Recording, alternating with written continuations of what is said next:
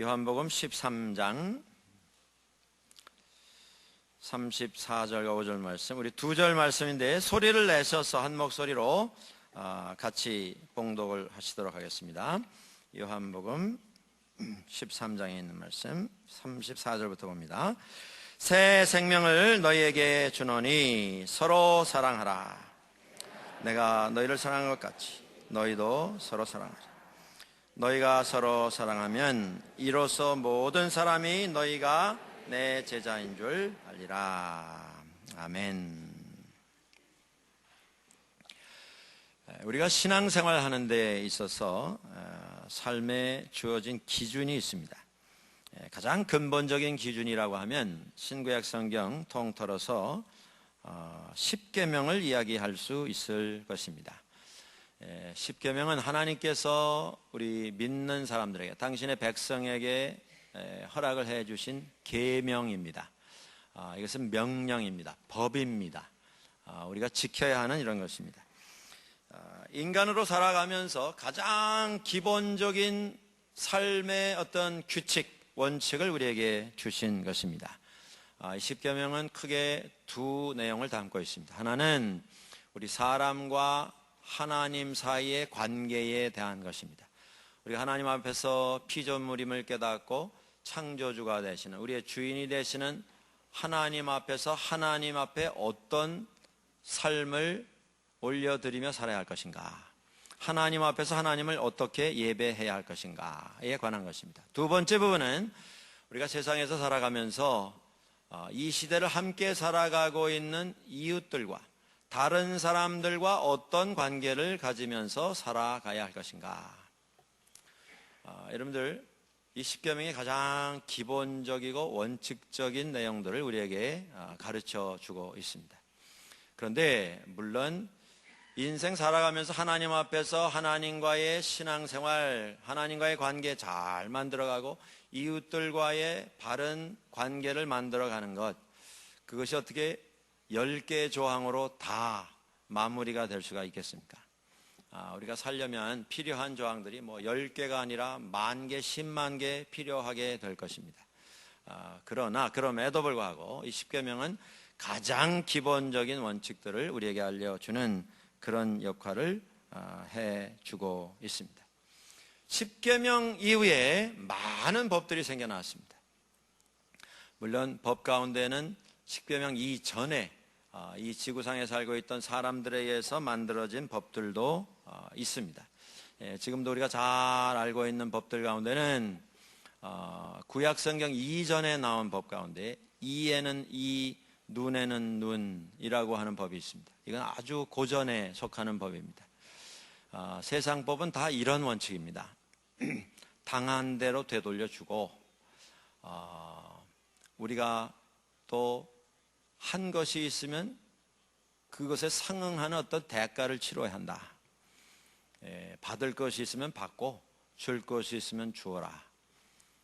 그런데 무서운 것은 이에는 이, 눈에는 눈입니다. 눈을 하나 상해서 눈을 멀게 됐으면 상대방 눈을 상해서 멀게 해라. 그게 세상 법입니다. 그런데 성경은 그런 법이 아닙니다.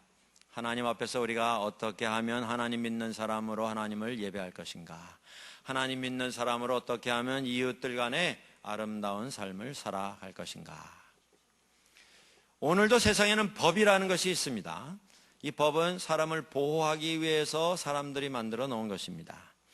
사람들의 삶을 조금 더 안전하고 행복하게 하기 위해서 법이 제정이 됩니다. 그런데 세상에 있는 모든 법의 공통적인 경향이 있습니다. 그게 뭐냐면 법은 최소한의 것을 규정하는 역할을 하고 있습니다. 이렇게 해서 다른 사람들에게 피해를 입히면 이런 책임을 져야 한다. 그것에 상응하는 벌은, 처벌은 이것이다. 그래서 그렇게 하지 말라. 그것이 세상법의 기준입니다. 세상법의 초점은 하지 말라고 하는 것에 맞춰져 있습니다. 여러분들, 세상법 가운데 좋은 이웃이 되십시오, 그런 법 들어보신 적 있으십니까? 정말 다른 사람들에게 있어서 아름답고 본이 되는 시민이 되어야 한다. 그런 법을 들어보신 적이 있으십니까? 세상 법은 다 이렇게 하면 벌 받고 저렇게 하면 처벌 대상이고 그렇게 하면 벌금 내야 된다. 그게 세상 법입니다. 하지 말라는 것입니다. 그런데 하나님의 법은 그게 아닙니다. 예수님께서 우리에게 주신 법은 그게 아닙니다. 하라는 법입니다. 오늘 예수님께서 새 계명을 주시면서 말씀하시지 않았습니까? 사랑해라. 너희가 서로 사랑해라. 주님께서 주신 말씀이 싸우지 마라, 전쟁하지 말라가 아닙니다. 미워하지 말라, 증오하지 말라가 아닙니다. 서로 시기하고 질투하지 말라가 아니라 사랑해라입니다. 사랑해라. 세상 법은 미워해서 사람을 때려서 상하게 되면 이런 벌을 받아야 된다. 그러니까 하지 말라는 것이죠. 하나님의 법과 세상의 법의 기준이 이렇게 다릅니다. 세상 법의 대개의 기준은 해서는 안 되는 것, 피해야 할 것, 하고 싶지만 참아야 할 부분에 대해서 규정을 해놓고 있습니다. 그러나 예수님께서는 하라라고 하는 긍정적인, 능동적인 계명을 우리에게 주시고 있습니다. 이 성경에 나오는 십계명 이후에 세상 사람들은 십계명이라고 하는 단어를 통해서 많은 삶의 재미있는 규정들을 만들어 왔습니다. 예를 들면 이런 것입니다. 우리가 믿음의 삶을 잘 살아가기 위해서 필요한 믿는 자의 십계명, 우리가 교회에서 신앙생활 잘 하기 위한 십계명, 기도생활 열심히 하기 위한 십계명, 성경 통독을 시작했는데 이것을 멈추지 않고 끝까지 창세기부터 요한계시록까지 다 통독을 할 수 있는 십계명, 삶에 도움이 될 수 있는 십계명을 여러분들 많이 아마 들어보셨을 것입니다. 신앙생활에 관한 것만이 아닙니다. 이 십계명이라고 하는 계명이라고 하는 단어가 아주 여러 곳에 활용이 됩니다. 세상에서 성공하는 십계명, 사업 운영하면서 피해를 좀 피할 수 있는, 피해를 입지 않을 수 있는 십계명, 이웃들과 잘 지낼 수 있는 삶의 십계명, 뭐 여러 가지가 있지 않겠습니까? 10대 자녀를 키우는 부모들의 기억해야 할 십계명, 여러분들 그런 거 들어보셨죠? 10대 자녀를 키우는 일은 이건 고행입니다. 고행, 고난입니다. 예수님의 십자가, 그 십자가의 삶을 약간 맛볼 수 있는 그런 힘든 일입니다. 제가 어떻게 참석을 했었던 우리 목사님들 세미나에 왔었던 크리스천 코미디언이 있습니다. 이 사람이 스탠드업 코미디를 하는데 나와서 이런 말 했습니다. 10대 청소년을 키우는 일은, 그 경험은 하나님께서 준비하신 인간을 향한 복수극이랍니다. 하나님께서 사람 만드실 때 우리의 형상을 좇아 우리가 인간을 만들자, 하나님의 모습을 닮은 인간을 만들어 놓았는데, 하나님 모습 닮은 인간이 하나님 말 안 듣고 어깃장 놓고 하라는 일 안 하고 뛰쳐나가고 나가서는 안 들어오고 하나님의 마음을 얼마나 많이 아프겠는지 모른다, 그 말씀이에요. 물론 이제 코미디언이니까 그 얘기를 지어낸 것이죠. 그만큼 청소년들 키우는 부모님들이 힘들다, 그 말씀입니다.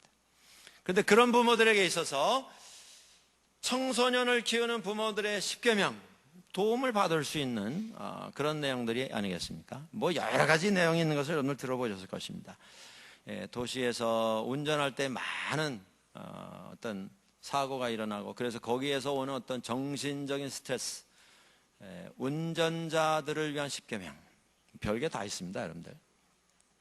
시장 가서 안 사도 되는 물건 안 살 수 있는 십계명, 별게 다 있어요. 행복한 가정을 위한 십계명, 남편을 위한 십계명, 아내를 위한 십계명. 그러더니 나중에 한국에서 2014년 5월 21일 날을 부부의 날로 이렇게 기념하는 날로 정했답니다. 그래서 발표가 나왔습니다. 어떤 분이 이 소식 듣고 한국에서 얘기입니다만은 굉장히 좋아했습니다. 야, 이제 5월 달에 국경일 하나 더 늘었다.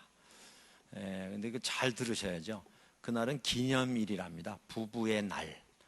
그래서 부부의 의미를 생각하고 5월달이 가정이고 21일이니까 둘이 하나가 된다. 그래서 21일 20하루를 정했답니다. 부부의 날, 기념일. 그러면서 그날 조항을 만들어가지고 발표한 게 있습니다. 부부의 10계명. 그래서 좀 도움을 받자는 것이죠. 뭐 우리가 만들어낼 수 있는 게 끝도 없고 한도 없지 않겠습니까? 그 부부 10계명이 하도 내용이 재밌어서 제가 한번 인용을 해보려고 합니다. 첫째, 두 사람이 동시에 화를 내지 말 것. 한 사람이 음성이 높아지면 뭐 당신만 뭐 성깔 있는 줄 알아? 이러고서 같이 하라 그런 말씀이 아니에요. 좀 참아서 조금 참고 넘어가라는 것입니다.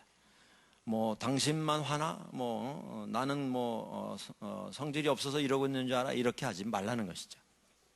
두 번째, 집에 불이 났을 때 빼놓고는 언성을 높이지 마라. 소리 지르지 말랍니다. 도움이 되는 소리죠. 세 번째, 눈이 있어도 흠을 보지 말 것이고 입이 있어도 실수를 말하지 말라. 네 번째, 아내나 남편을 다른 사람과 비교하지 말라. 이건 축구로 하면 자살골입니다, 여러분들. 네? 왜 뭐 누구 엄마는 말이죠, 뭐 누구 아빠는 어때는 우리 교회 뭐 아무개 집사님 뭐. 다섯 번째, 아픈 곳을 긁지 말라. 예. 사람마다 다 지뢰가 있습니다. 패닉 버튼이 있어요. 그거 누르면 터집니다. 지뢰가 어렵고 힘든 것은요, 어디에 묻혔는지 모르기 때문에 힘든 것입니다. 그래서 세계 강대국들이 이제 지뢰를 만들지도 말고 이제 묻힌 지뢰는 다 제거를 하자. 그런 조약에 지금 서명이 진행이 되고 있는 중에 있습니다. 그런데 아픈 곳을 알면서 패닉 버튼 이거 누르면 막 그냥 정신을 잃을 정도로 흥분한다는 걸 알면서 그거 자꾸 눌러대면 그게 어떻게 되겠습니까? 그거야말로 그건 치료받아야 되는 그런 잘못된 경향이 아니겠습니까? 아픈 곳을 건드리지 말라. 그저 싸우다가 조금 불리하다 싶으면 5년 전에 말이야, 10년 전에 뭐 이러고서 20년, 30년 나중에 족보까지 다 파가면서 서로 약점을 공격하면 그건 참 못할 짓이 된다 그 말이죠. 여섯 번째 이런 말이 있습니다. 분을 품고 침실에 가지 마라. 일곱 번째, 처음 사랑을 기억하라. 여덟 번째, 결코 포기하지 말라. 아홉 번째, 숨기지 말라. 섭섭한 것이 있으면 좋은 기회를 찾아서 좋은 말로, 좋은 마음으로 대화를 통해서 풀으라는 것입니다. 뭐 내가 다 삼키고 내가 감당하겠다. 한계가 있습니다. 그게 쌓이면 병이 됩니다. 돌이킬 수 없는 상처가 됩니다. 그 무엇으로도 치유받을 수 없는 아주 어려운 일이 될 수가 있습니다. 솔직하게 이야기하고 위로받을 게 있으면 받고 또 설명할 게 있으면 하고 풀으라는 것입니다. 마지막 열 번째, 서로의 잘못을 감싸주고 사랑으로 부족함을 채우도록 노력하라. 여러분들 삶의 10계명 우리가 조목마다 다 만들어서 사용할 수 있다면 얼마나 참 도움이 되겠습니까? 다 써놓고 예를 들어서 문제가 생겼을 때 써놓은 종이 가운데 항목에 해당되는 것을 딱 뽑아서 1, 2, 3, 4, 5, 6 쫙 읽어 내려가고 그대로 하면 그게 다 해결될 수 있다면 우리 삶이 얼마나 편리해지겠느냐 이런 말씀입니다. 우리 신앙생활도 마찬가지가 아니겠습니까? 우리 신앙생활하는 데 있어서 10계명, 기본 10계명 뭐 여러 편이 나올 것입니다. 시리즈로 그거 다 해놓고 신앙 안에서 우리가 어떤 고민이 생길 때마다 그거 딱 꺼내가지고 쫙 읽고 그대로 해서 다 해결되면 우리 신앙생활이 얼마나 편리하겠습니까? 의로운 생활을 하는 데 있어서 얼마나 크게 도움을 받을 수가 있겠습니까? 10계명 중에 우리 한국에서 나온 이런 일이겠습니다만은 시어머니 10계명도 있어요. 며느리 십계명도 있습니다. 근데 내용을 보니까요, 똑같은 내용인데 이름만 바꾸면 양쪽에 다 해당되는 내용인 것을 제가 보게 됐습니다. 십계명, 시어머니 십계명 가운데 여러분들 참고되실까 봐 제가 한번 인용을 해보고 싶습니다. 첫 번째, 여기 다 시어머니 되실 분들이시고 이미 되신 분들이신데, 첫 번째, 나는 시어머니 이전에 나다. 나는 나이지 내가 시어머니가 전부가 아니다, 그 말입니다. 자조자립을 해야 한다. 시어머니로 사시지 마시고 인격체로 사시라는 겁니다. 두 번째, 아들은 며느리의 남편이다. 한국에서 나온 농담이 있습니다, 여러분들. 한국에서 이 정신질환 가운데 하나가 장가간 남편을 아들이라고 우기는 거랍니다. 장가 보낸 다음에는 며느리 남편이지 아들이라고 고집하시면 어려움이 생긴다, 그 얘기죠. 세 번째, 며느리는 딸이 아니다. 이것도 농담의 대상입니다. 며느리를 딸이라고 우기는 사람도 병원에 가셔야 된답니다. 그러니까 현실을 현실대로 받아들이고 그리고 최선을 다하는 게 좋다, 그 말씀입니다. 네 번째, 며느리도 나도 같은 여성이다. 다섯 번째, 아들네 집은 내 집이 아니다. 너무 억울하시죠? 다운페이 다 해줬는데 내가 아니면 걔들이 어떻게 집을 장만합니까? 어림도 없죠? 근데 사줬더니 내 집이 아니래요. 여섯 번째, 며느리에게 가르치려고 하면 안 된다. 뜨끔뜨끔 하실 겁니다, 아마. 일곱 번째, 좋은 며느리는 좋은 시어머님이 만드신다. 여덟 번째, 아들도 며느리도 손님이다. 아홉 번째, 칭찬하고 또 칭찬하고 또 칭찬해라. 열 번째, 인간은 불완전한 존재. 생긴 대로 보여주고 생긴 대로 받아들이면 된다. 좋은 말들이죠. 자, 여러분들, 우리가 이 관계뿐이겠습니까? 이거 다 말 바꾸면 며느리 십계명 그대로 되는 겁니다. 시어머님께 말 대답하지 마라. 시어머님이 조금 잘못 알고 계신 게 있더라도 그것 지적하면 안 된다. 그냥 넘어가라. 무엇이든지 먼저 상의를 해라, 시어머님께.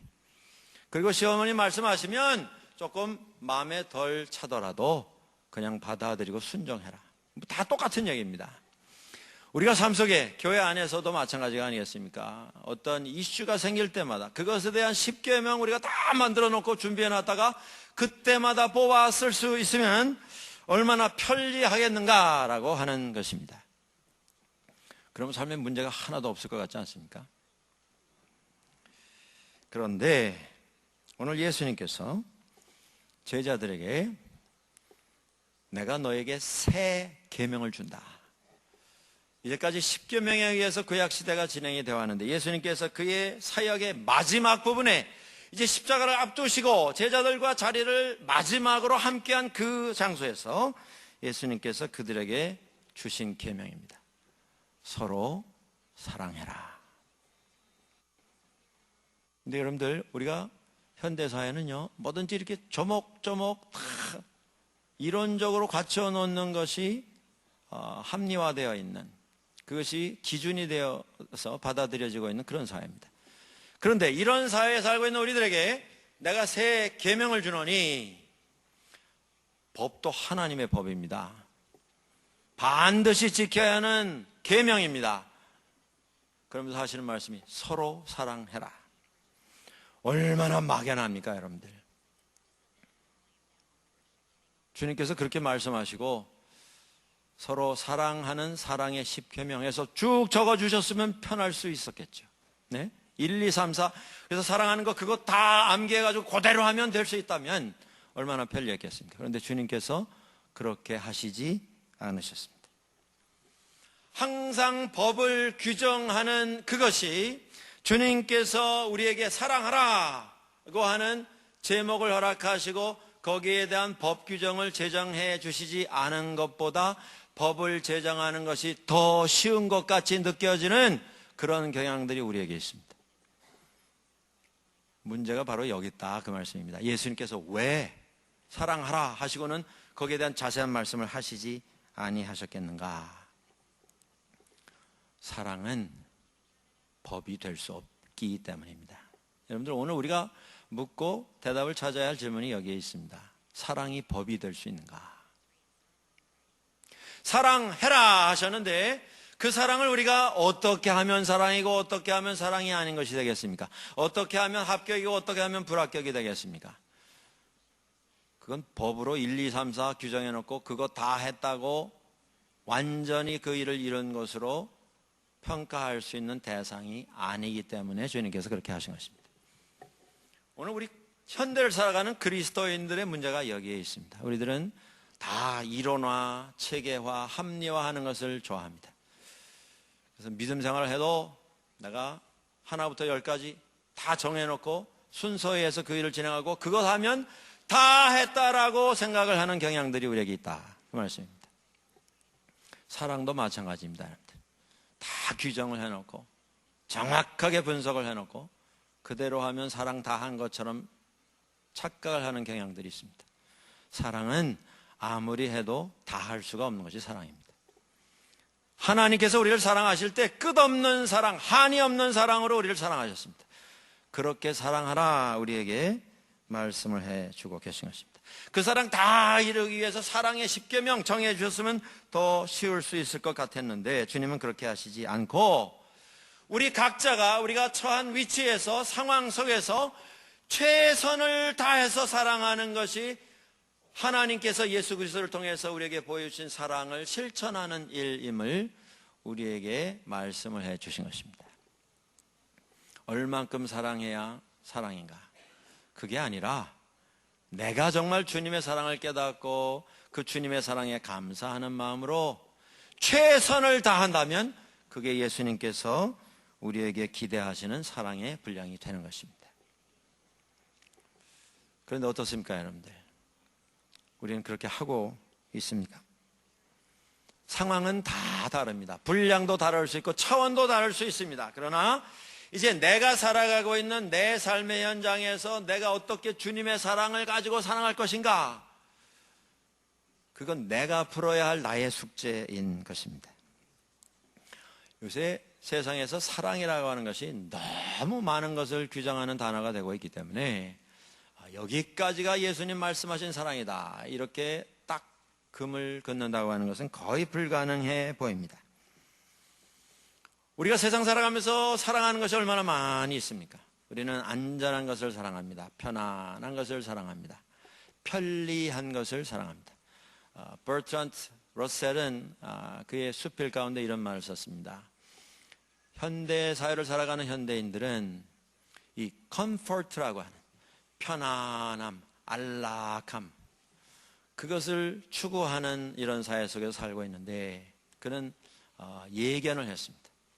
결국 현대사회는 이 컴포트라고 하는 것에 묻혀서 숨이 막혀서 세상 떠나게 될 거다. 편안한 것, 안락한 것, 지상주의로 가고 있다, 그 말씀입니다. 우리가 편안하고 안락한 거 얼마나 사랑합니까? 우리는 먹는 걸 사랑합니다. 우리는 유명한 것을 소유하는 것을 사랑합니다. 유명한 사람하고 사귀는 것을 사랑합니다. 그런데 예수님을 따라가는 우리들이 주님께서 말씀하신 그 사랑을 어떻게 사랑하는 것이 사랑이겠느냐 하는 것입니다. 사랑은 법으로 제정할 수가 없습니다. 그렇기 때문에 우리가 사랑하려고 하면 1, 2, 3, 4 정해서 사랑한다고 사랑하는 것이 되지 않습니다. 그런데도 현대인들은 계속 그 일을 합니다. 오늘 우리들에게 있어서의 문제는 뭐냐면 사랑에 대한 개념을 바꿔야 합니다. 사랑에 대한 이 관념을 바꾸는 것, 그것이 제일 먼저 우선적으로 행해져야 할 일입니다. 다른 사람을 사랑하라고 하는 이 명령을 어떻게 실천할 수가 있는가? 여러분들, 우리 생각을 바꿔야 합니다. 사랑이 무엇인가라고 하는 것에 대한 생각부터 바꿔야 합니다. 이 세상의 모든 사람들은 다 자기 기준으로 살아갑니다. 그리고 자기 기준이 최우선입니다. 우리가 지난주일에 굉장히 날씨가 더웠습니다. 여러분들. 그런데 신기한 것은 그 더운 날, 오늘 덥습니다. 그러면 어떤 분은 또, 오늘은 저는 뭐 견딜만 한 것 같습니다. 어떤 분은, 너무 더워서 저는 아무것도 못 하겠습니다. 그래서 교회도 못 갑니다. 그래서 못 오신 분도 계십니다. 일주일 됐는데 오늘 또 좀 선선합니다. 그렇죠? 근데 어떤 분은 이게 선선한 게 아니세요. 추우세요. 어떤 분은 오늘도 덥습니다. 이거 뭐 날은 흐리지만 너무 막 덥습니다. 불쾌할 정도로 덥습니다. 뭐가 이런 차이를 만드는 것입니까? 기준이 다 다릅니다. 사람은 다 다른 기준을 가지고 있습니다. 문제는 그 기준이 절대적이라고 생각하는데 문제가 있습니다. 그래서 다른 기준과 다른 기준이 만나서 싸웁니다. 내 기준이 맞고 내 기준이 옳다라고 하는 주장이 있기 때문에 그런 일이 생깁니다. 교회에서도 마찬가지입니다. 여러분들, 우리가 신앙생활 할 때에 은혜의 기준도 다 다릅니다. 감사의 기준도 다 다릅니다. 어떤 분은 같은 교회에서 같은 예배에 참석하면서 은혜 속에서 기뻐하시는데 어떤 분은 은혜 충만이 아니라 불만 충만, 불평 충만, 감사가 없습니다. 기쁨이 없습니다. 왜 그렇습니까? 기준이 달랐어. 문제는 그 기준이 나일 때 어려움이 생기는 것입니다. 교회에 오셔서 여러분들 오늘 예배 기분 좋게 드리고 밑에 내려갔더니 또 음식이 준비되어 있는데 참 맛이 있고 나하고 만난 분들이 참 좋은 대화를 가졌고 그래서 기분이 좋다. 오늘 예배 참 기분 좋게 잘 드렸다. 이거 다 우리가 추구하는 것 아니겠습니까? 그런데 중요한 게 있습니다. 뭐냐면 신앙생활 하실 때 지상의 목표가 기분 좋은 것에 맞춰져서는 안 됩니다, 여러분들. 예수 믿는 궁극적인 목표는 내가 기분 좋게 되기 위해서 예수 믿는 게 아니란 말씀이에요. 신앙생활하는 그 목적이 내가 편안하게 기분 좋게 사람들 다 나를 인정하고 칭찬해주고 축복해주는 그 생활 영원히 유지하는 것, 그것이 우리의 지상 목표는 아니라고 하는 것입니다. 때로 삶에 도전이 있습니다. 믿음 안에서. 신앙생활에도 위기가 찾아올 수 있습니다. 그런데 그 안에서 하나님 기쁘시게 해드리는 것, 하나님 영광을 받으시도록 해드리는 것, 그것이 목표가 되어야 합니다. 내가 좀 손해보고 내 기분 조금 덜 만족스럽더라도 하나님이 영광 받으시고 교회가 하나님 앞에서 칭찬을 듣는다면 그것으로 우리는 만족할 수 있어야 합니다. 그 마음의 바탕이 준비될 때 우리는 비로소 사랑이라는 것을 이해하고 실천에 옮길 수 있게 되는 것입니다. 사랑은 베푸는 것입니다, 여러분들. 주는 것입니다. 한 시간도 손해보지 않으려고 하는 나라고 하는 세상의 중심을 지키기 위한 이런 기준 가지고는 우리는 사랑을 할 수가 없습니다. 1푼도 손해보지 않으려고 하는 이런 계산 가지고는 우리는 사랑할 수 없습니다. 희생이 없이는 사랑은 이루어지지 않습니다. 사랑은 희생입니다. 내가 손해보는 것입니다. 하나님 영광 위해서 내가 한번 기분 나빠 보는 것입니다. 손해 좀 보는 것입니다. 내 체면 좀 깎여 보는 것입니다. 내가 섬기는 자가 되어야 합니다, 여러분들. 자꾸 내려가는 것입니다. 오래 믿으면 믿었을수록 더 낮은 자가 되고 더 섬기는 자가 되고 종이 되는 것. 생각이 바뀌어야 합니다. 마음이 바뀌어야 합니다. 기본이 달라져야 합니다. 그때 우리는 사랑을 실천할 수 있습니다. 그 생각을 가지게 되면 예수님께서 서로 사랑하라는 말씀을 실천할 수 있습니다. 그 마음을 가지지 않으면 우리는 계속 사랑을 생각을 하게 됩니다. 분석을 하고 우리가 좋아하는 10가지 계명 만드는 일에 충성하게 됩니다. 여러분들 사랑을 해야 한다라고 하는 걸 우리는 부담으로 가지고 있습니다. 그런데 지나온 날 한번 돌아보시면 정말 깨달은 만큼 우리가 행동했는가, 실천했는가, 사랑을 행동으로 옮겼는가, 저를 포함해서 우리는 다 회개할 제목들이 있는 그런 존재들입니다. 사랑하지 못했으면서 오히려 거기에서 발생되는 부담을 사랑에 대해서, 사랑에 관해서 더 많이 생각하고 분석하고 이론적으로 체계적으로 정리하는 일을 더 많이 함으로 사랑을 실천하지 못한 것을 무마하려고 하는 이런 노력들이 우리에게 더 많이 있었습니다. 행동을 못하면 못할수록 우리는 이론적으로 더 열심을 냅니다. 그게 현대인들의 공통적인 약점입니다. 여러분들, 사랑에 대해서 우리는 이제 담아 놓을 것이 없을 정도로 많이 배웠고 많이 들었고 모아놨습니다. 이제는 사랑을 실천에 옮겨야 할 때입니다. 예수님께서 하신 말씀이 무엇이냐? 사랑하라는 것입니다. 어떻게 하는 게 사랑이냐? 희생하면 그게 사랑입니다. 예수님 위해서 손해보면 그게 사랑입니다. 하나님의 나라와 뜻을 위해서 내 것을 내려놓고 내 것을 손해볼 수 있으면 그게 자랑이고 그게 기쁨이고 그게 사랑인 것입니다. 그렇게 하라는 것입니다. 내가 할 수 있는 부분이 있고 할 수 없는 부분이 있을 것입니다. 할 수 있는 걸 하라는 것입니다. 나의 삶의 환경 속에서. 사랑의 대상은 결국 인간입니다, 여러분들. 교회에 오셔서 물품 아끼고 사랑하는 것 참 귀한 일입니다. 교회에 오셔서 우리가 교회를 깨끗하게 정리하고 예배드리는 이 아름다운 건물을 잘 유지 관리하는 것 꼭 필요한 일입니다. 그러나 결국에 사랑의 대상은 인간입니다, 여러분들. 우리가 사용하는 무슨 소도구가 아닙니다. 인간입니다. 인간 사랑하기 위해서 우리가 알아야 할 것이 있습니다. 이건 십계명은 아닙니다. 그러나 기본적으로 꼭 깨달아야 할 것이 있습니다. 그것은 우리가 다 다르다고 하는 것. 부부는 결혼한 이후로 닮는다라고 하는 말씀을 들어보신 적이 있을 것입니다. 정말 그렇습니다, 여러분들. 오래 이렇게 행복한 가정생활 하시는 분들 보면 모습도 닮고요, 말투도 닮고 생각하시는 어떤 생각의 체계도 비슷해지는 것을 보게 됩니다. 그런데 똑같아지지는 않습니다. 왜냐하면 그것이 하나님의 뜻이 아니기 때문에 그렇습니다. 우리를 다 다르게 지으셨습니다. 그걸 인정할 때에 우리는 비로소 사랑할 수 있습니다, 여러분들. 저 사람이 좀 조금만 양보해서 내 쪽으로 오면 내가 사랑할 수 있을 터인데, 저 사람이 조금 숙이면 내가 좀 받아들일 수 있을 터인데, 그게 문제입니다. 있는 모습 그대로 인정할 때 우리는 사랑할 수 있습니다. 인정할 뿐만 아니라 좀 존중히 여길 수 있어야 합니다, 여러분들. 다르지만 그분이 가지고 있는 그 생각도 똑같이 귀한 생각이고 교회를 위하는 생각이고 나에게 도움이 되는 생각이라.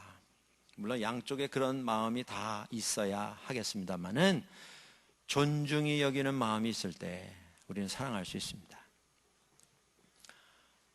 부부도 마찬가지고 교회도 마찬가지입니다. 우리 교회가 40년이 되었습니다. 교회 창립 때부터 이 교회를 지켜오신 분들이 계십니다. 이 교회 20년, 30년 계신 분들 많이 계신데 한번 생각을 해보십시오, 여러분들. 30년, 40년 동안 나하고 똑같아진 분이 몇 분이 되십니까? 한 분도 없습니다. 하나님 뜻입니다. 존중히 여기고 인정하고 그리고 서로를 만끽하는 공동의 삶을 진행을 하는 것입니다. 그게 교회 생활이고 신앙 생활입니다, 여러분들. 언제 달라지겠는가 계속 지켜만 보는 게 아니고 다르기 때문에 더 재미있고 다르기 때문에 더 도전이 되고 다르기 때문에 더 다양한 것을 깨달을 수 있는, 이것이 하나님 마련하신 은혜의 장이고 축복의 장이라고 하는 적극적인 생각을 가지고 서로를 축복하고 서로를 통해서 유익을 얻는, 서로를 만끽하는 즐거운 삶을 신앙 안에서 살아가는 것입니다. 그게 사랑입니다. 오늘 예수님께서 말씀하셨습니다. 너희가 서로 사랑해라. 너희가 서로 사랑하면 모든 사람들이 너희가 나의 제자인 것을 알게 될 것이다. 사랑이 법이 될 수 있습니까? 사랑은 법은 아닙니다. 그러나 어떤 법보다도 더 위대한 예수님의 계명입니다. 우리가 사랑하지 않는다면 우리는 아무리 부지런히 뛰어다니며 별의별 일을 다 감당한다 할지라도 아직 예수 믿지 아니하는 사람으로 남게 될 것입니다. 오늘 이 아름다운 계절에 이 근본적인 주님의 계명에 대해서 새로운 깨달음을 가지게 되기를 소원합니다. 베드로 전서 4장 8절은 우리에게 이렇게 말씀하십니다. 무엇보다도 열심으로 서로 사랑할지니 사랑은 허다한 죄를 덮느니라. 주님께서 해주신 말씀대로 서로 사랑하며 함께 섬기는 우리 모두가 될 수 있기를 주의 이름으로 간절히 축원합니다. 같이 기도하시겠습니다.